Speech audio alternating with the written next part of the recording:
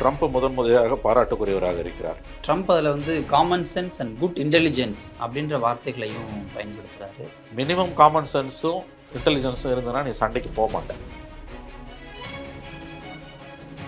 ஊடகங்கள் ஒரு shear leaders மாதிரி நடந்துக்கிறாங்க அப்படின்னு ஒரு குறைஞ்சபட்ச புரிதலோ பொறுப்புணர்வோ இல்லாமல் அதில் லாபம் பார்க்கக்கூடிய, அதில் பணத்தில் கூட லாபம் பார்க்கக்கூடிய சேனல்ஸ், இன்க்ளூடிங் தமிழ்நாட்டில் இருக்க 2-3 செய்தி சேனல்கள், இதை வந்து கவர்மெண்ட் ரசிக்குது. இந்தியன் கவர்மெண்ட் இதை ரசிக்குது. அந்த அதர் ஹேண்ட் ஒழுங்காக ரிப்போர்ட் பண்ண சேனல்ஸை பழி வாங்க ஆரம்பிச்சிருக்காங்க. இப்போ லாகூரில் வந்து யூஎஸ் ஏர்ஃபோர்ஸ் ஃப்ளைட் ஏதோ ஒன்று விழுந்தது, நம்ம பாம் பண்ண மாதிரி பழைய ஓல்டு விஷுவல்ஸ் எடுத்து வீடியோ கேமோட விஷுவல்ஸ் எல்லாம் கூட அதெல்லாம் கொலாக்ட் பண்ணி போடுறாங்க. அட்டுழியத்தின் உச்சகட்டத்தில் இந்த சேனல்ஸ் வந்து நடந்துட்டு போர் செய்திகளை எங்கள்கிட்ட தான் அதிகமாக பார்த்தாங்கன்னு ஒரு விளம்பரம் போடுறாங்க. வாடை பிடித்து அலையக்கூடிய ஊடகம். ஒரு ஸ்டேட்ஸ்மேன் லைக் லீடர்ஸ், இந்திரா காந்தியோ அல்லது வாஜ்பாயோ, ஏன் மன்மோகன் சிங், அது இருந்ததுனா தான் அந்த மீடியா கண்ட்ரோல்டாக இருக்கும். தலைவையே சரியில்லைன்னு வச்சுக்கோங்களேன். மன்னன் எவ்வழி மக்கள் எவ்வழினுவாங்க. மன்னன் எவ்வழியோ மீடியா அவ்வழி. India is taking revenge for Pahalgam attack without providing any evidence that the attackers were Pakistanis. இந்த வார்த்தையை சேர்த்து தான் எழுதுறோம் எல்லா மீடியாவும். நீங்கள் எங்களுக்கு இன்டர்நேஷனல் மீடியா பற்றி கவலை இல்லை, ஆர்னாப் கோஸ்வாமியே போதும்னா அது வந்து முட்டாள்தனத்தின் உச்சம். அது ரொம்ப நாள் ஓடாது. பஞ்சாப் வந்து one of the worst affected. உங்களுக்கு தெரியும் இல்லையா, எல்லா வாரிலையும் பஞ்சாப் சிஎம் ஆயிடுச்சு பேசவே இல்லை. ஏன் ஒரு ஆம் ஆத்மி கட்சின்னு பேசலை? Remember one thing Manoj,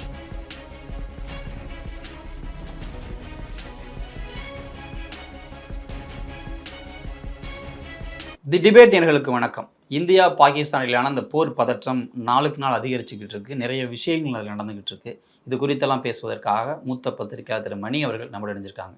sir வணக்கம். சார் வணக்கம். சார், இந்தியாவும் பாகிஸ்தானும் எல்லைகள் நடந்தக்கூடிய இந்த பதற்றத்தை தணிக்கும் விதமாக 5 மணிக்கு பிறகு எந்த விதமான நடவடிக்கைகளும் இருக்காதுன்னு அனௌன்ஸ் பண்ணியிருக்காங்க. என்ன நடந்துச்சு சார்? அது முழு அளவில் போர் நிறுத்தம் வந்து இமீடியட்டாக அமலுக்கு வரதா ட்ரம்ப்போட ட்வீட் இருக்குது. அதை நீங்கள் படிச்சிங்கன்னா கரெக்டாக இருக்கும்.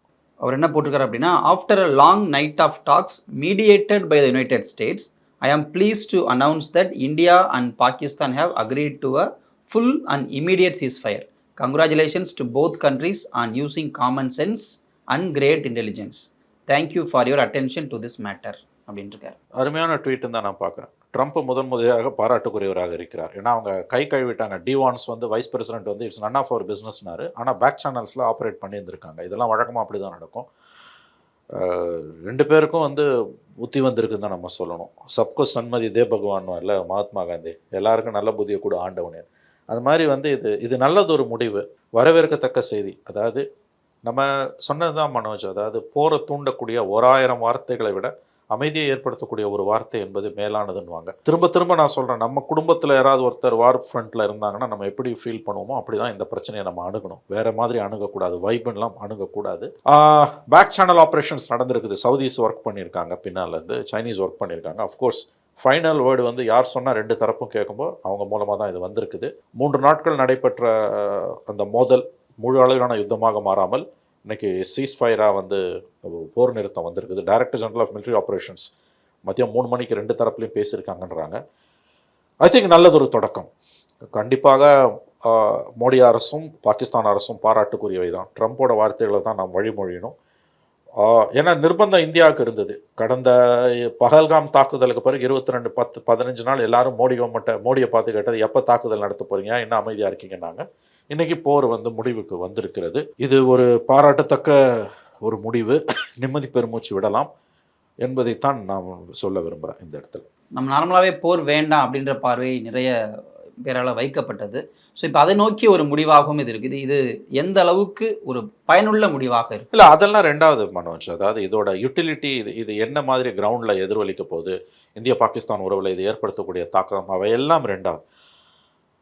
மிலிட்ரி கன்ஃபரண்டேஷன் முடிவுக்கு வரணும், ஆயுதம் தாங்கிய முதல் முடிவுக்கு வரணும், மற்றதெல்லாம் 2வது. ஒரு விஷயம் நல்லா புரிஞ்சுக்கோங்க, போர்கள் வந்து எந்த பிரச்சனையும் தீர்த்து வச்சது கிடையாது. 2வது, எவ்வளவுதான் நீங்கள் சண்டை போட்டிங்கனாலும் ஃபைனலாக வந்து நீங்கள் பேஜில் உட்காந்து தான் பிரச்சனையை தீர்த்துக்கிறீங்க. அதையும் முதல்ல செய்யக்கூடாது. இதுதான் காமன் சென்ஸும். நீங்கள் எவ்வளோ சண்டை போட்டிங்கனாலும், நீங்கள் பெரிய ஆளாக இருக்கலாம், நான் சின்ன ஆளாக இருக்கலாம், கடைசியில் வந்து பிரச்சனை எங்கே வந்து முடியுது? கைகுலுக்கி ஒரு ஒப்பந்தத்தை கையெழுத்து போட்டு தானே முடியுது. அதையே நீ முதல்ல செய்யக்கூடாதுன்றது தான் வந்து பீஸ்னிக்ஸோட வார்த்தையாக இருக்குது. அதுவும் இது ரெண்டுமே nuclear armed countries. India Pakistan முழு அளவிலான யுத்தம் என்பது இந்த 2 நாடுகளை மட்டுமல்ல, ஆசியாவையும் ஏன் இந்த உலகத்தையும் மிகப்பெரிய அளவில் பாதிக்கும். இந்த உலகத்துக்கு ஒரு சுயநலம் இருக்குது. அதனால தான் அவங்களும் இதில் இன்வால்வ் பண்ணுறாங்க. எத்தனையோ ஆஃப்ரிக்கன் கண்ட்ரீஸில் அடிச்சுன்னு சாவறாங்க, அவங்கள யாருமே கண்டுக்கிறது கிடையாது.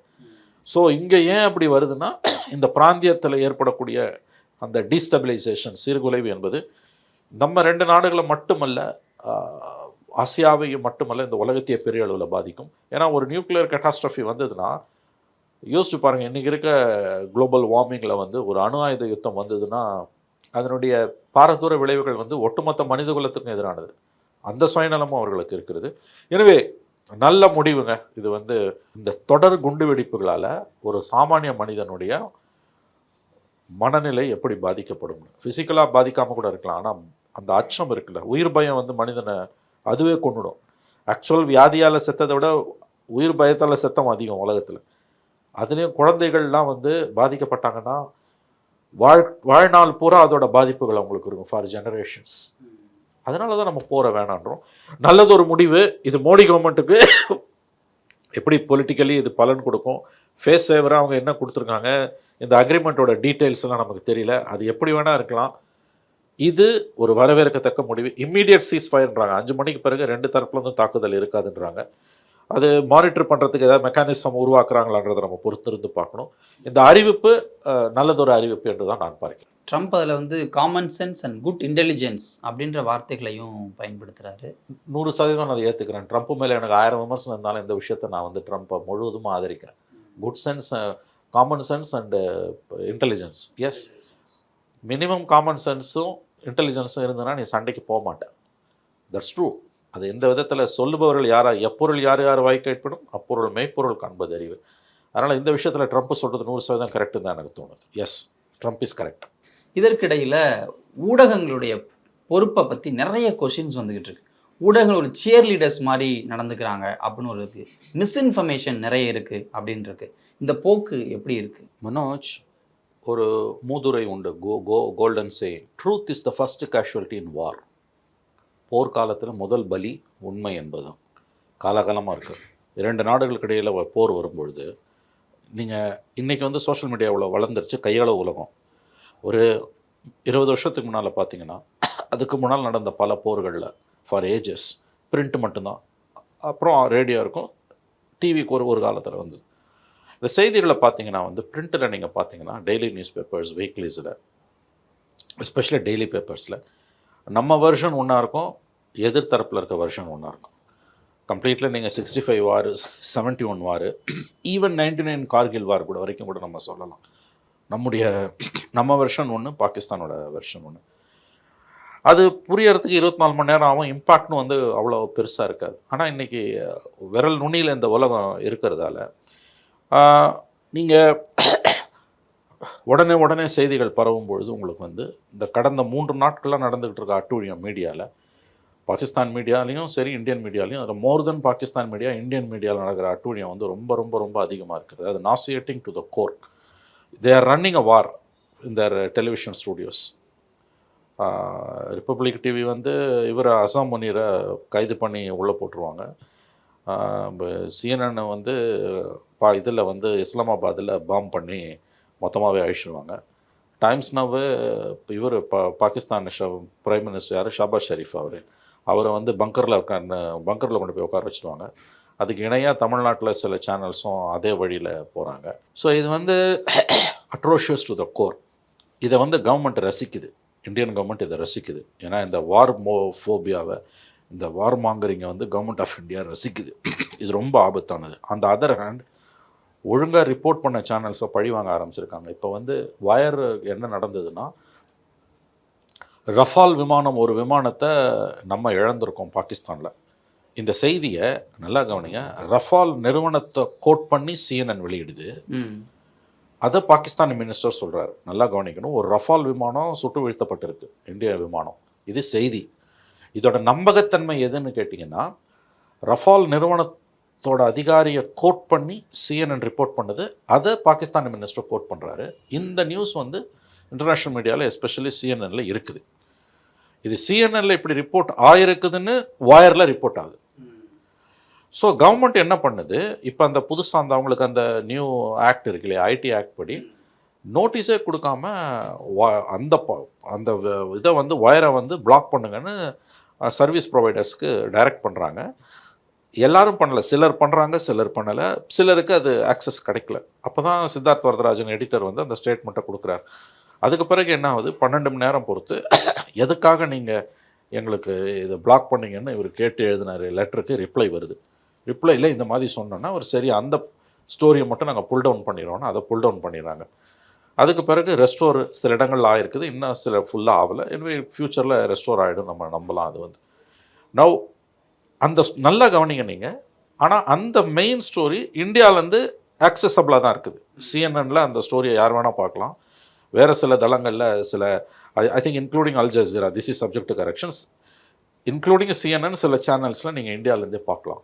அப்போ இது வயர் வந்து கவர்மெண்ட்டுக்கு எதிராக எழுதக்கூடிய, அரசாங்கத்தை கேள்வி கேட்கக்கூடிய சேனல்ன்றதுனால எந்த அளவுக்கு கவர்மெண்ட் இதை மிஸ்யூஸ் பண்ணுதுன்றதுக்கு ஒரு உதாரணம். ஒரு பக்கம் போர் வெறியை தூண்டி, மதவெறியை தூண்டி, நேற்று சிபிஐ ஜெனரல் செக்ரட்டரி டி ராஜா அஸ்வினி வைஷ்ணவ் எழுதின கடிதம் மாதிரி இன்ஃபர்மேஷன் மினிஸ்டருக்கு போருக்கு காலங்களில் வந்து கடைபிடிக்க வேண்டிய எந்த நியாய தர்மத்தையும் கடைபிடிக்காமல் அரசாங்கத்தோட சட்டத்திட்டங்களுக்கும் அரசியலமைப்பு சாசனத்துக்கும் விரோதமாக இந்த சேனல்ஸ் வந்து நியூஸை போட்டுக்கிட்டு இந்தியாவில் இருக்கக்கூடிய இஸ்லாமியர்களுக்கு எதிராக பிரச்சாரத்தை மேற்கொள்கிறாங்க.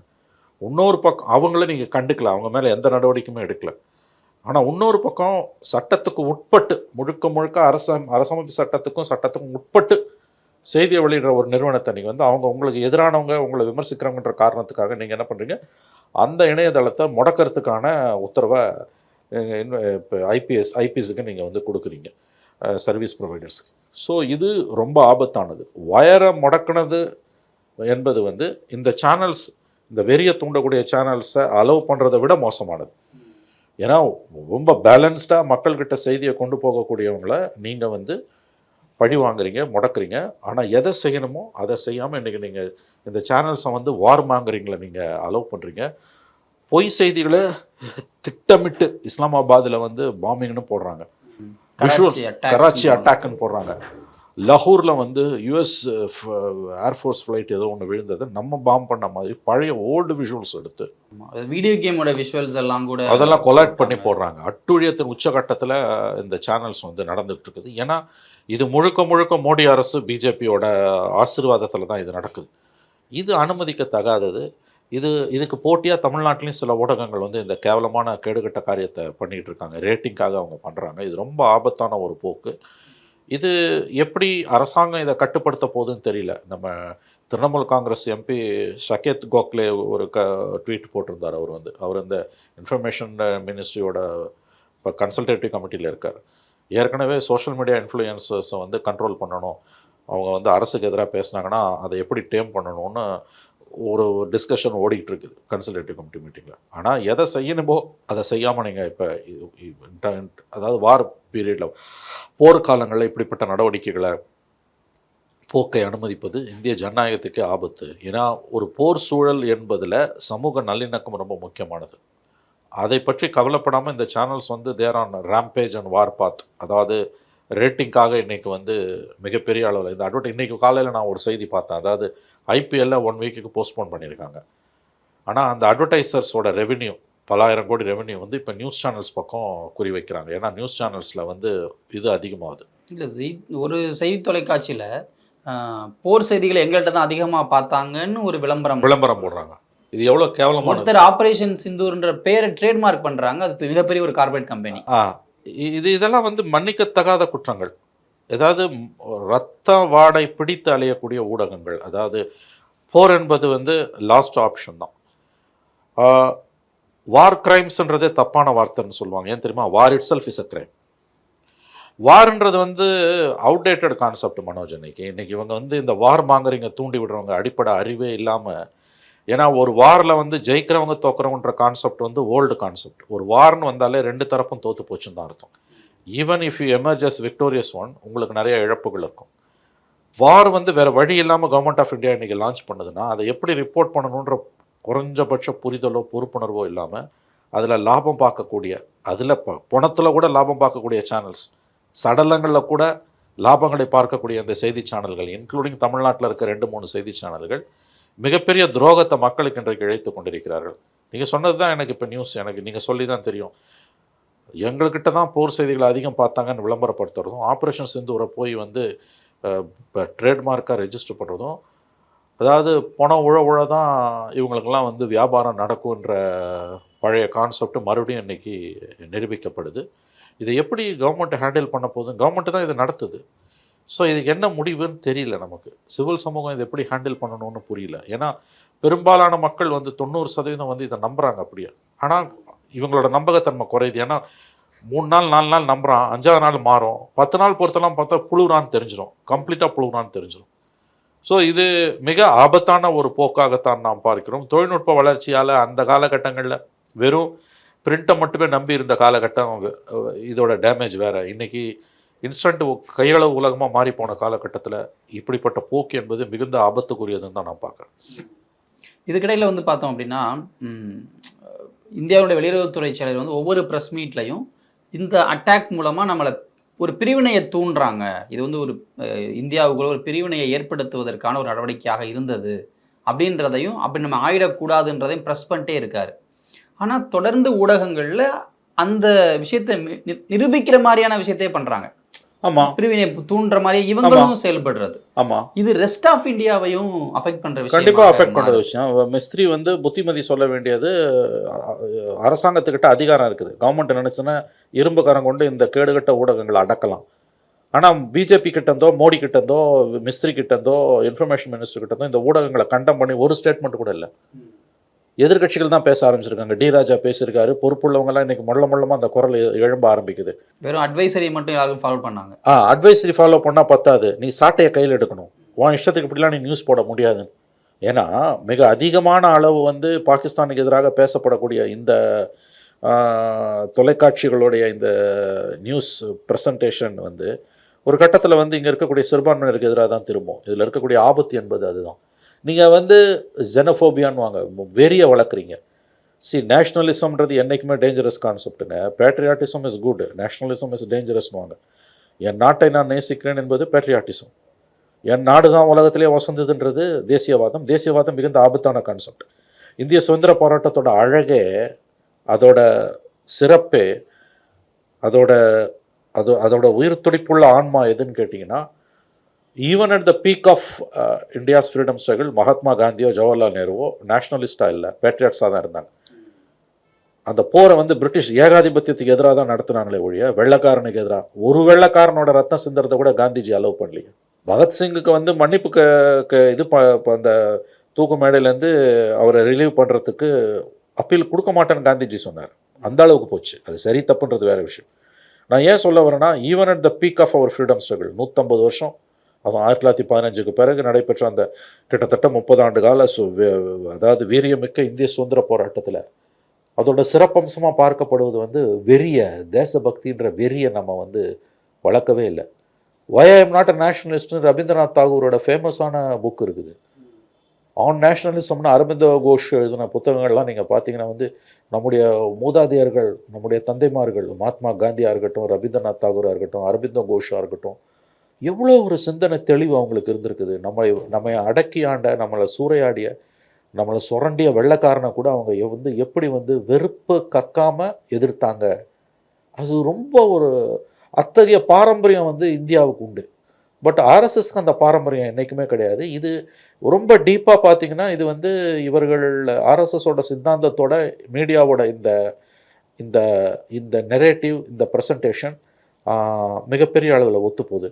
இன்றைக்கி பாகிஸ்தான்கிட்டேருந்து இந்தியாவை காப்பாற்றுறது இந்திய அரசுக்கும் இந்திய மக்களுக்கும், குறிப்பாக இந்திய அரசுக்கு முதல் பொறுப்பு. இந்திய ஆயுதப்படைகளுக்கு, இந்தியன் ஆர்ம்டு ஃபோர்ஸஸ்க்கு ஃபஸ்ட்டு டியூட்டி. அதில் ஒட்டுமொத்த தேசமும் இந்திய இராணுவத்தின் பின்னால் நிற்கிறது. அதில் எந்த சந்தேகமும் யாருக்கும் கிடையாது. The country is one.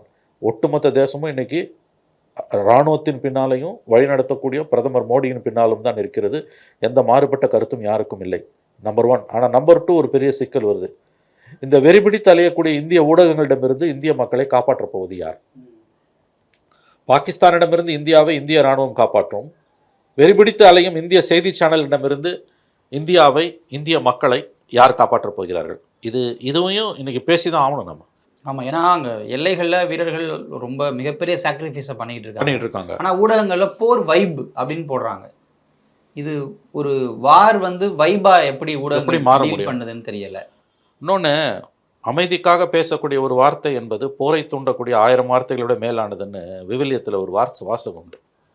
போரை தூண்டிவிடக்கூடிய, இரத்தக்களரை ஏற்படுத்தக்கூடிய, யுத்தத்தை மேலும் மேலும் வளர்க்கக்கூடிய 1000 வார்த்தைகளை விட அமைதியை ஏற்படுத்தக்கூடிய, சமாதானத்தை உருவாக்கக்கூடிய ஒரு வார்த்தை என்பது உன்னதமானதுன்னு விவிலியத்தில் ஒரு அற்புதமான ஒரு வார்த்தை உண்டு. இன்றைக்கி இந்த போரை பற்றி பேசக்கூடிய இந்த முட்டாள்கள், இந்த வெறி பிடித்தவர்கள், அவங்க குடும்பத்தில் யாராவது ஒருத்தர் இன்றைக்கி போர் முனையில் இருந்தால் என்ன விரும்புவாங்க? சீக்கிரம் போர் முடிஞ்சு நம்முடைய மகனோ மகளோ, நம்முடைய தந்தையோ நம்முடைய தாயோ, நம்முடைய இரத்த சொந்தங்களோ அல்லது நமக்கு நெருக்கமானவர்களோ நல்ல விதமாக பத்திரமா வீட்டுக்கு திரும்பணும்னு தான் நினைப்பாங்க. புறநானூற்று தாய் மாதிரி நெஞ்சில் குத்துறானா முதுகில் குத்துறானா அதெல்லாம் உயர்வு நவிர்ச்சி, அதெல்லாம் நடைமுறைக்கு பொருந்தாத விஷயங்கள். அதெல்லாம் இன்றைக்கி இந்த போரை பற்றி அழகாக சொன்னீங்க. வைப்புன்னு சொல்கிறதுலாம், அதாவது உன் ரேட்டிங்காக நீ எந்த எல்லைக்கும் போவ அப்படின்றதுல முடியுது.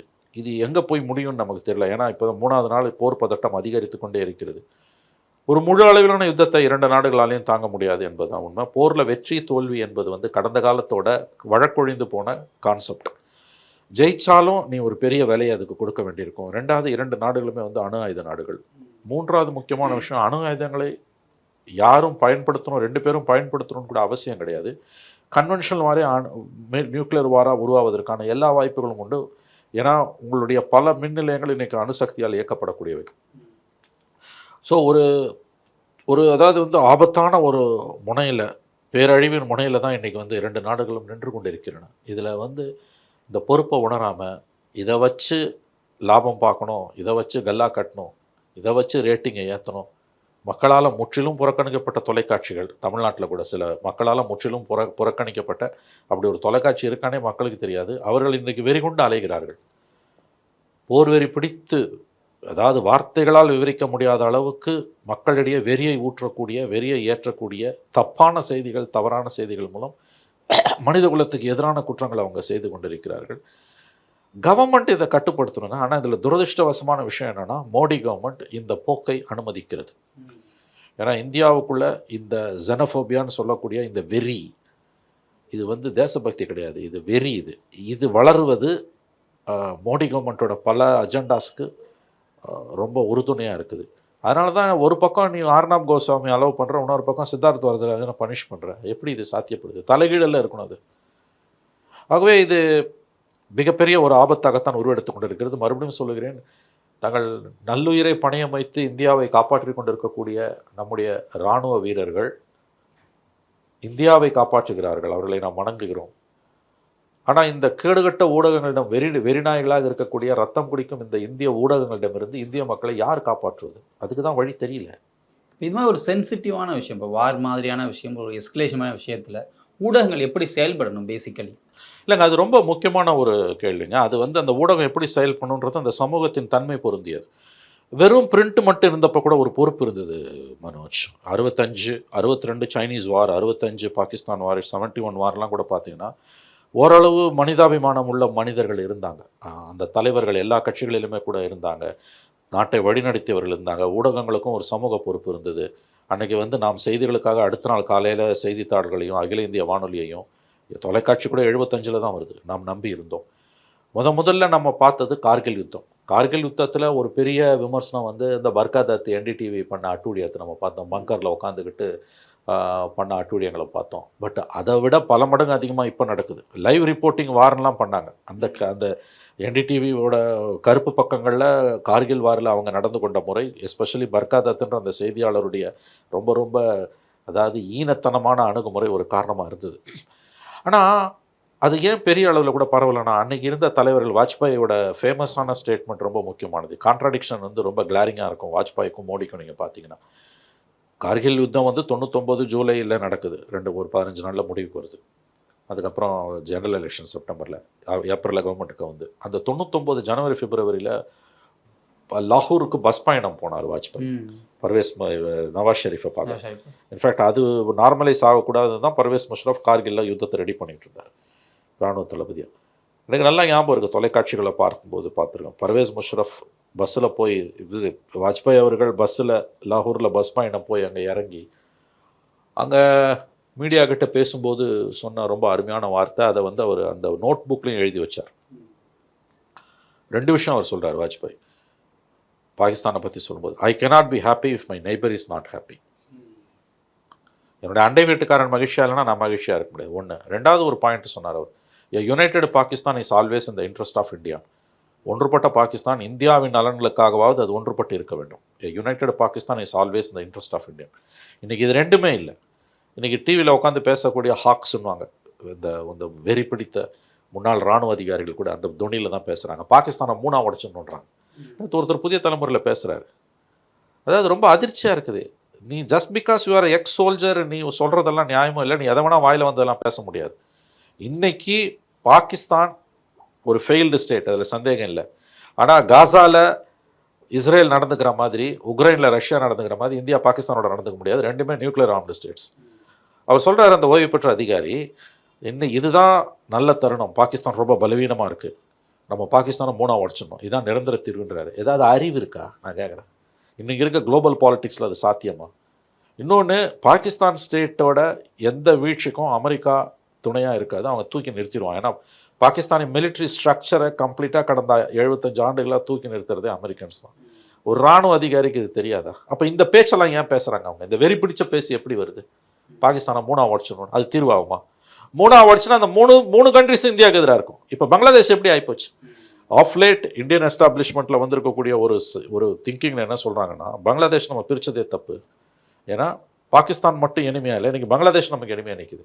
மறந்துடாதீங்க, நம்ம வெஸ்டர்ன் சைடை மட்டுமே கான்சன்ட்ரேட் பண்ணிகிட்டு இருக்கோம். ஈஸ்ட்டில் சைனா ஒரு பக்கம் இருக்கட்டும், அது வேறு பிரச்சனை. அது பங்களாதேஷ் வந்து 17 கோடி இஸ்லாமியர்கள் நம்ம தலைக்கு மேலே உட்காந்துருக்கான். அவன் ஏற்கனவே வந்து நார்த் ஈஸ்ட்டை வந்து சைனீஸ் வந்து கேப்சர் பண்ணணும்னு முகமது யூனிஸ் அவங்க அட்வைசர் சொல்கிறாரு. அது பெரிய பிரச்சனையாக மாறி இருக்குது. உங்களுக்கு வந்து லேண்ட் லாக்டு, இந்த பக்கம் பாகிஸ்தான், இந்த பக்கம் பங்களாதேஷ், இந்த பக்கம் சைனா, தன்னை சுற்றி இருக்க எல்லா நாடுகளுடனும் இந்தியாவுக்கு இருக்கக்கூடிய சிக்கல் என்பது இதுவரை வரலாறு காணாத சிக்கல்.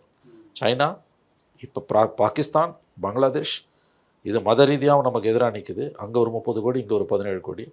China of course major danger. நேபாளோட நமக்கு ஒன்றும் உறவு சரியாக இல்லை. மால்தீவ்ஸ் நீர் பூத்த நெருப்பு. ஸ்ரீலங்காக்குள்ளே இருக்கக்கூடிய பிரச்சனைகள் நமக்கு நல்லாவே தெரியும். பூட்டான்லேயும் சைனீஸ் இன்ஃப்ளூயன்ஸ் அதிகமாகுது. என்சர்க்கிள் பண்ணி நிற்குது இந்தியா.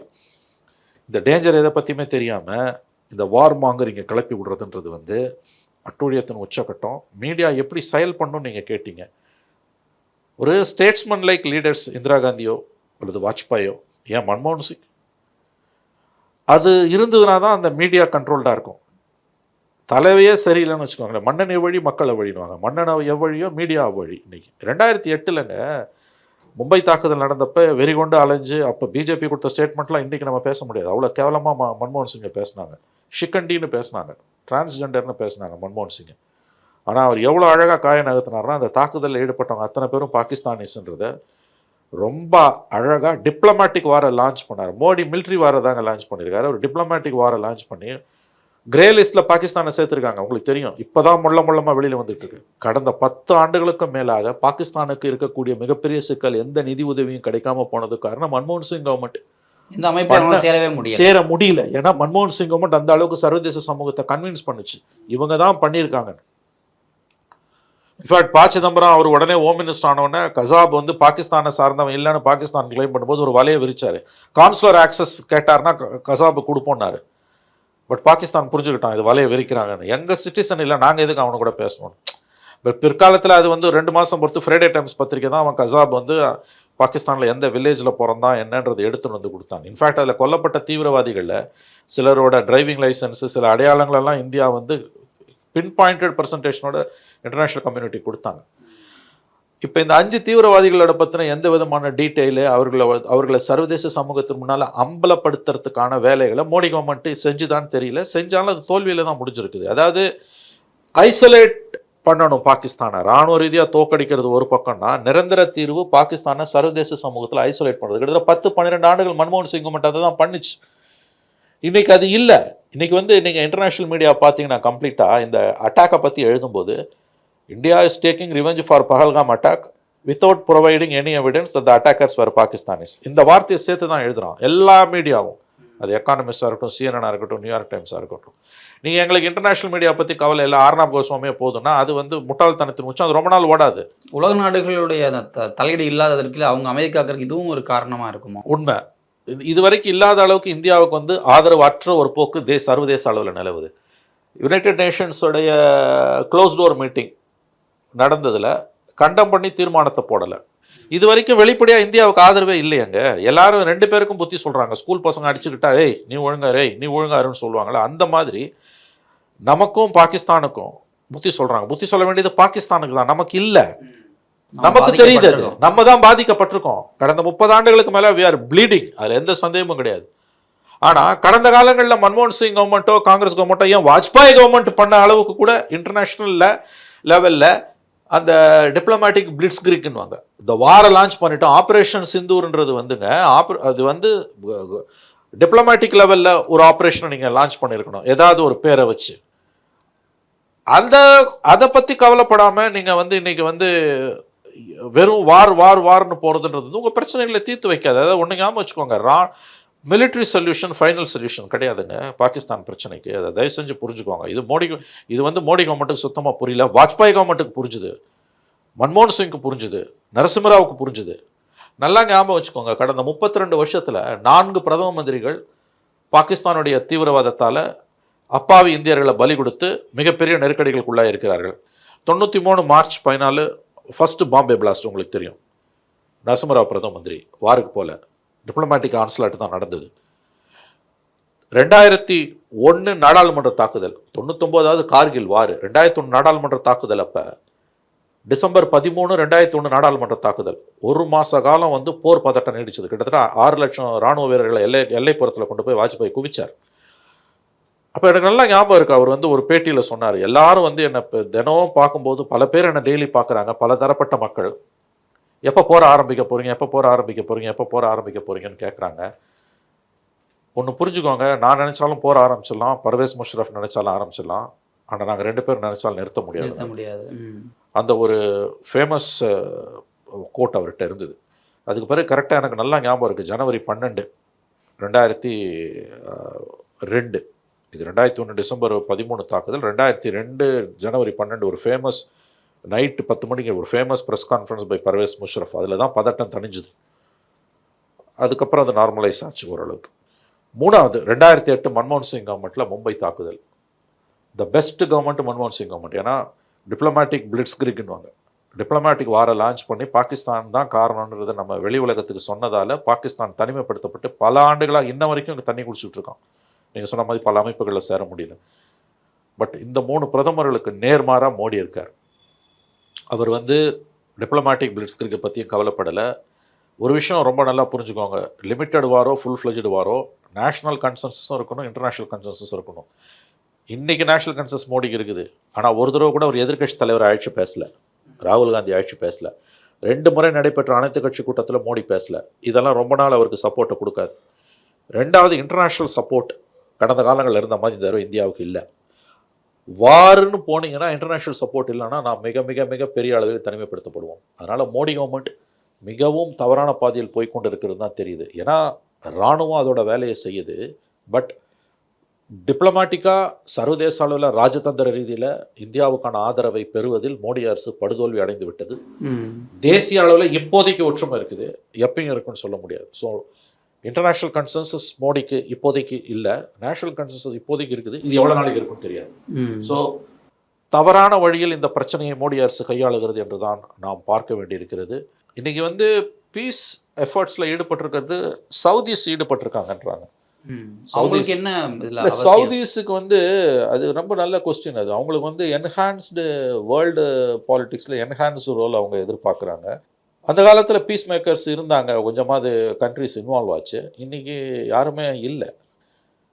ஸோ அதுவும் மோடி மாதிரியான ஆட்டிடியூட் உள்ள ஒரு பிரைம் மினிஸ்டர், மைவே ஆர் ஹைவேன்ற பிரைம் மினிஸ்டரை வச்சுக்கிட்டு பார்லிமெண்ட் ஸ்பெஷல் செஷனை கூட்டல, 2 ஆல் பார்ட்டி மீட்டிங்கில் பேசலை, அப்போசிஷன் லீடரை கூப்பிட்டு பேசலை. வாஜ்பாய் எனக்கு நல்லா ஞாபகம் இருக்குது, 2001 டிசம்பர் 13 ஜனவரி 12 2002 அந்த நார்மலைஸ் ஆகிற வரைக்கும் திரும்ப திரும்ப இண்டிவிஜுவலாக லீடர்ஸை கூப்பிட்டு பேசினார். சோனியா காந்தியை பேசினார், சின்ன கட்சி ஏபி பரதன் சிபிஐ அவரை கூப்பிட்டு பேசினார், ஹர்கிஷன் சிங் சுர்ஜித்தை பேசினார், சந்திரபாபு நாயுடு, நவீன் பட்நாயக், ஃபாரூக் அப்துல்லா, எதுவுமே இல்லையாங்க. அப்புறம் பார்டர் ஸ்டேட் சீஃப் மினிஸ்டர்ஸை கூப்பிட்டு தனியாக பேசினார். இப்போ நீங்கள் பாருங்கள், 3 ஸ்டேட்ஸ் அக்யூட்லி அஃபெக்டட். எது ஜம்மு காஷ்மீர், பஞ்சாப், ராஜஸ்தான்.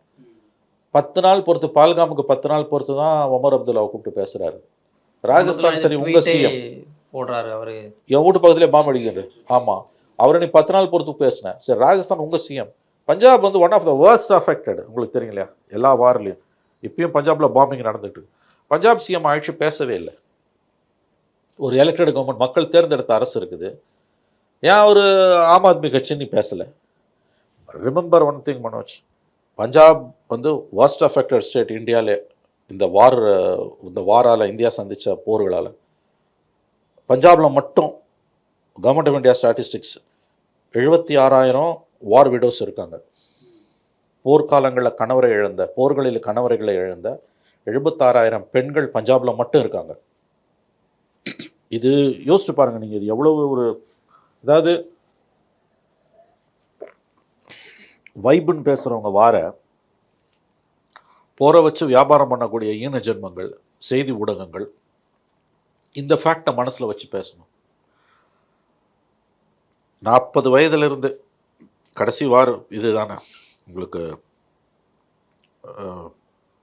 கார்கில் 99, ஆமாம் 25 இயர்ஸ் கட்சிக்குன்னா கிட்டத்தட்ட ஒரு 45 வயதுலேருந்து 40 ஏர்லி 40s வந்துடுவாங்க. 45 வயதுலேருந்து 90 வயது வரைக்கும் இருக்கக்கூடிய பெண்கள்ன்றாங்க. வார் விடோஸ் மட்டும் 76,000 government of India statistics. Just imagine what will happen. இதோட சோஷியல் ஃப்ரிக்ஷன் என்ன? அப்போ இதை பற்றின எந்த புரிதலும் இல்லாமல் நீ சேனலை ரன் பண்ணுறன்றது எவ்வளவு தூரம் இதெல்லாம் வந்து உங்களுக்கு வந்து ஒரு வார்த்தைகளே இல்லை. ஆஸ் அ மீடியா பர்சன் நம்ம வந்து வெட்கி தலைகுனிய வேண்டும். இது இவ்வளோ தூரம் ஒரு சமூக பொறுப்பு இல்லாமல் நீங்கள் நடந்து கொள்ளக்கூடாது. நீங்கள் கேட்டீங்க கடந்த காலங்கள் எப்படி? கடந்த காலங்கள் இவ்வளோ மோசமாக இல்லை. சோஷியல் மீடியாவோட அட்வான்டேஜ்ன்றது மனிதனுக்குள்ளே இருக்க அழுக்க மேலும் மேலும் மேலும் மேலும் வெளியில் கொண்டு வந்து, ஏன்னா மனிதன் அடிப்படையில் கேவலமானவன் வாங்க. இல்லை நார்மலி இந்த விஷயங்கள் வந்து தமிழ்நாட்டில் கம்பேரிட்டிவ் குறைவாக இருக்கும். ஆமாம், இல்லை வந்து ஏன்னா நிறைய இங்கே இருக்கக்கூடிய ஊடக ஆசிரியர்கள் அங்கே வேலை பார்க்குறவங்க ஓரளவுக்கு அனலைஸ் பண்ணியிருப்பாங்க. அண்ட் நம்ம இலங்கை கூட நடந்த விஷயங்கள்ல எமோஷனலாக பாதிக்கப்பட்டவர்கள். ஸோ அப்போ இதில் நம்மளுக்கு ஒரு சின்ன இல்லை இப்படி போட்டுறக்கூடாது, இப்படிலாம் பயணிடக்கூடாதுன்ற ஒரு முன்னெச்சரிக்கை இருக்கும். ஆமாம். ஆனால் இப்போ அது மொத்தமாகவே உடஞ்சிட்ட மாதிரியான ஒரு ஃபீல் இருந்தது. அது ரேட்டிங்காக பண்ணுற அட்டூழியம். இன்னொன்று வந்து அந்த தேசிய நீரோட்டத்தில் கலந்துடணும். இதை செய்யக்கூடிய சில சேனல்கள் யார் பண்ணுறாங்கன்னு நமக்கு தெரியும். அவர்களோட ஜாதகத்தை பார்த்தீங்கன்னா 2 விஷயம் நல்லா தெரியும். அவங்க வந்து பணத்துக்காக பண்ணுறாங்க. இன்னொன்று வந்து ஐடியாலஜிக்கலி அவங்க ஹிந்துத்துவாவோட அலைன் ஆனவங்க. புரியும் யாருன்றது இந்த சேனல்ஸ். ஸோ அப்போ எல்லா இனிபிஷன்ஸும் காற்றுல பறக்குது. இன்னொன்று நேஷ்னல் ட்ரெண்ட் அதுவாக இருக்கும்போது ரீஜனல் சேனல்ஸ் வந்து ரொம்ப நாள் அதுலேருந்து ஒதுங்கி இருக்கவும் முடியாது. அந்த ஆஸ்பெக்டையும் நம்ம கவனத்தில் வச்சுக்கணும். ஏன்னா பியர் ப்ரெஷர்னு அவங்களுக்கு ரேட்டிங் கூடுதுன்னு வச்சுக்கோங்களேன். உதாரணத்துக்கு வச்சுக்கோங்க, காசு தானே அட் எண்ட் ஆஃப் த டே பணம் தான். அது நியூஸ் சேனல்ஸ்லாம் வந்து ப்ளீடிங் உங்களுக்கு தெரியும். ஐபிஎல் வந்து ஒரு பூன். அது இப்போ அது திடீர்னு ஸ்டாப் ஆனோன்னா தான் சொல்கிறேன், நியூஸ் சேனல்ஸ் பக்கம் வருமானம் போயிருக்குது. இப்போ இவங்க என்ன பண்ணுவாங்க, இப்போ இங்கே ஒரு 2 சேனல் தமிழ்நாட்டில் பண்ணுறான் அப்படின்னா அவனுக்கு வருமானம் அதிகமாகுதுன்னு வச்சுக்கோங்க. ஒருவேளை ஐபால்ஸ் கவுண்ட் அதிகமாகுதுன்னா மற்ற சேனல்ஸில் யாராவது சிலராவது அந்த பக்கம் நகருவாங்க. எல்லாரும் பொறுப்போடு இருக்கணும்னு அவசியம் இல்லை, பணம் தானே. ஏன் பண்ணுறாங்கன்னா அதுதான் நேஷ்னல் மெயின் ஸ்ட்ரீம் வந்து தேசிய நீரோட்டம் வந்து இப்படிப்பட்ட ஒரு போர் வெறியை தூண்டக்கூடிய தேசபக்தியின் பெயரால் வெறியை வளர்க்கக்கூடிய கல்ச்சராக மாறுதுன்னும் போது அது வருமானத்தையும் கொடுக்குதுன்னு போது மற்றதெல்லாம் காற்றுல பறக்கும். ஸ்ரீலங்கன் இஷ்யூவை பற்றி நீங்கள் சொன்னீங்க, அதை பற்றிலாம் இப்போ கவலை கிடையாது. எனக்கு இன்றைக்கி கல்லா கட்டணும், எனக்கு வருமானம் இல்லை நியூஸ் சேனலுக்கு, இப்போ எனக்கு வரணும். இது வரைக்கும் என் சேனலுக்கு ஐபால்ஸ் இல்லை, இப்போ வரணும். இது வராது, முதல்ல அதையும் ஞாபகம் வச்சுக்கணும். அப்படியே வந்தாலும் அது டெம்பரரி ஐபால்ஸ் தான் அது. அதனால் இவர்கள் வந்து நேஷ்னல் லெவலில் அந்த டெண்டன்சி இருக்கும்போது இவங்க அதுலேருந்து இன்சுலேட் ஆகியெல்லாம் வந்து இருக்க முடியாது. அதையும் நம்ம கவனத்தில் வச்சுக்கணும். அது இன்னெவிட்டபிள் டிசாஸ்டர் தான் எனக்கு தோணுது. இப்போ இந்தியாவுடைய பார்டர் ஸ்டேட் பற்றி நீங்கள் பேசிக்கிட்டு இருந்தீங்க. அங்கே ஒவ்வொரு இரவும் வந்து நிறைய சத்தம் கேட்குறது, வெடிக்குது அப்படிலாம் சொல்லி மக்கள் சொல்கிற விஷயங்கள் ஊடகங்கள் நம்ம பார்க்குறோம். இது எமோஷ்னலி அவங்களுக்கு எவ்வளோ பெரிய கஷ்டம். மிகப்பெரிய பாதிப்புங்க. மிகப்பெரிய பாதிப்பு, மிகப்பெரிய பாதிப்பு. அதாவது ஒரு அச்சத்த வாழ்க்கைய பத்தின உயிர் பயத்த கொண்டு வந்தோம். நம்ம தமிழ்நாட்டுல எதுவுமே இல்லாம இருக்கும். ஆனா இங்க கூட அந்த பயம் வருது. இன்னைக்கு கமிஷனர் பர்ட்டிகுலரா அப்படி எதுவும் எச்சரிக்கைகள் இல்லன்றதையும் சொல்றாரு. சொல்றாரு. பட் ஸ்டில் அந்த கொஸ்டின் இங்கேயும் அரைஸ் அந்த ஆயிருச்சு. கொஸ்டின் கண்டிப்பா அரைஸ் ஆகும். நிச்சயமா அந்த பயம் வந்து வரும் உங்களுக்கு. இங்கேயே வரும். அங்க இப்ப நேத்தாமே உமர் அப்துல்லா ராத்திரி 9:15 மணிக்கு ட்வீட் போடுறார். என் வீட்டு பக்கத்துல பாம் பிளாஸ்ட் கேட்டுக்கிட்டே இருக்கின்றார். அப்ப அந்த பயம் வந்து சிவிலியன்ஸ்க்கு எந்த அளவுக்கு பரவும் உள்ள. அதனால தானங்க போர் வேணான்றோம். புதியதோர் உலகம் செய்வோம், கெட்ட போரிடும் உலகத்தை வேரோடு சாய்ப்போம்னார்ல பாரதிதாசன். எவ்வளோ ஒரு தீட்சண்யமான வார்த்தைகள் அது. போருன்றதெல்லாம் வந்து வரக்கூடாதுங்க. அது வந்து அதை அதை அதை அதை அதை ரிப்போர்ட் பண்ணுற ஒரு ஒரு ஒரு சூழல் ஒரு மீடியா பர்சனுக்கு வருதுன்னா என்னை பொறுத்த வரைக்கும் அது தண்டனை. ஆனால் அதை பாக்கியமாக கருதி அதை ஒரு வாய்ப்பாக கருதி இன்றைக்கி மீடியா போகுதுன்னும் போது மனிதத்தன்மை இழந்த மிருகங்களாக நாம் மாறிக்கொண்டிருக்கிறோம். இப்போ நீங்கள் கேட்டிங்கல்ல 2 நிமிஷத்து மேலே, இதுதான் மனோஜ் ஆக்சுவலான ஆங்கிள். அதாவது அரசியல்வாதிகள் எப்படி வேணா இருக்கட்டும், இந்த பாம் விழும்போது அந்த அந்த அங்கே இருக்கக்கூடிய மக்களோட மனநிலை எப்படி இருக்கும், அங்கே இருக்கக்கூடிய குழந்தைகளோட மனநிலை எப்படி இருக்கும், அங்கே இருக்கக்கூடிய கர்ப்பிணி பெண்களோட மனநிலை எப்படி இருக்கும், அங்கே இருக்கக்கூடிய இருதய நோய்கள் உள்ளவங்க, பலவீனமான இருதயம் கொண்டவர்கள் எப்படி இருப்பாங்க அவங்க. இங்கே மட்டும் இல்லை, பாகிஸ்தான்லையும் 2 தரப்புலையுமே. அதனால தான் நான் போர் வேணான்றோம். அதை வச்சு குழப்பம் நடத்துகிறாங்கன்னும் போது கவர்மெண்ட்டை கூட மன்னிக்கலாம், மீடியாவை மன்னிக்க முடியாதுன்னு தோணுது. அதான் சொன்னேன், இந்தியாவை பாகிஸ்தானிடமிருந்து இந்திய இராணுவம் காப்பாற்றும், இந்திய ஊடகங்களிடமிருந்து இந்தியர்களை யார் காப்பாற்றப் போகிறார்கள். அதுதான் இப்போ அந்த மக்கள் மீது இதெல்லாம் லாங் டேர்ம் எஃபெக்ட். அந்த பயப்படக்கூடிய ஒரு குழந்தை அது எப்படிப்பட்ட மனநிலைக்கு உள்ளாகும் அப்படின்றது வந்து இப்போ காசாலெல்லாம் வந்து அதுதான மிகப்பெரிய உங்களுக்கு வந்து மனித பேரழிவு. செத்துறவன் பாக்கியம் பண்ணவன். ஞாபகம் வச்சுக்கோங்க. ஒரு ஒரு உக்கிரமான போரில், அதுவும் நியூக்ளியர் வார்லாம் வரக்கூடாது, அணு ஆயுத யுத்தத்துலலாம் செத்து போகிறவன் புண்ணியம் செஞ்சவன், ஆசீர்வதிக்கப்பட்டவன். உயிரோடு இருக்கவன் வந்து உடல் நோய்களும் மனநோய்களும் வந்து அதாவது நடைபெணமாக அவன் வாழ்வான். அதனால் அந்த இதை பற்றின எந்த பிரஜையும் இல்லாமல் வெறும் ரேட்டிங்காக மட்டுமே இது கடந்த காலத்தில் ஓரளவாவது வந்து அந்த பீஸ் மூமெண்ட்டெல்லாம் இருந்தது. ஏன்னா அந்த வெறியை தூண்டக்கூடியதுன்றது வந்து அச்சு ஊடகங்கள் மட்டும்தான் உனக்கான தகவல் சொல்லியாக இருக்கும் பொழுது உனக்கு அந்த பொறுப்பு இருந்தது. இப்போ மினிட் பை மினிட் வருது இல்லை. அதுவும் நீ வந்து மொபைலோட தானே ஒருத்தன் இருக்கான். காலையில் எழுந்திரிச்சு பல்லு தேய்க்கிறானா இல்லையோ செல்லு தேய்க்கிறான்றான். அவனுக்கு ஒரு 10 நிமிஷம் செல்லை உருவிட்டால் செத்துருவான்ல. அந்த மாதிரி தான் மனிதர்கள் வந்து அடிக்ட் ஆகிருக்காங்க. செல்லில் தான் நம்ம எல்லாத்தையுமே நுகர்றோம். அப்போ அது மூலமாக தான் நியூஸ் எடுக்கிறேன்னும் போது ரீச்சிங் வந்து வெரி ஈஸி.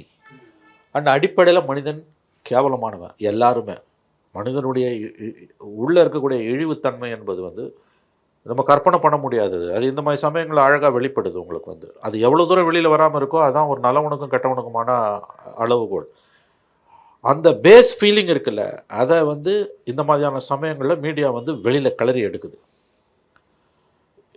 ப்ராஃபிட்ஸ்க்காக. அதுதான் இதில் இருக்கக்கூடிய ஆபத்து.